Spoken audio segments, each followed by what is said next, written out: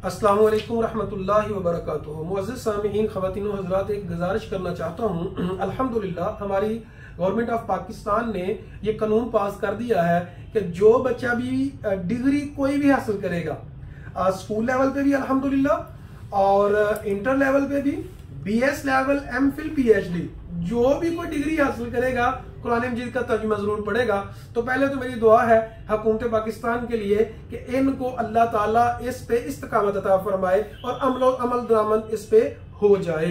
तो अमल दरामद के लिए कोशिश जारी है, मुख्तलिफ यूनिवर्सिटीज ने ये शुरू करवा दिया है। और इससे बड़ी बात मेरा और आपका फर्ज है कि हम एज अ मुस्लिम हम कुरान को समझें। तो कुरान को समझने के लिए हमने अल्हम्दुलिल्लाह कोर्स एक बनाया है जो 1 जनवरी से शुरू हो रहा है। 15 असबाक के ऊपर मुश्तमिल कोर्स होगा।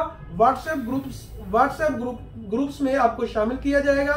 फीस कोई नहीं है। जो भी ये 15 असबाक का कोर्स कर लेगा, अल्लाह के फजलो करम से आधे कुरान मजीद के अल्फाज की उसे कम से कम समझ आ जाएगी। जो जितना ज़हीन होगा परसेंटेज उतनी बढ़ती जाएगी। तो आए फिर देर कैसी, हमें ज्वाइन करें। 1 जनवरी से हमारा फ़हम कुरान कोर्स शुरू हो रहा है। इसी के साथ इजाजत चाहता हूँ।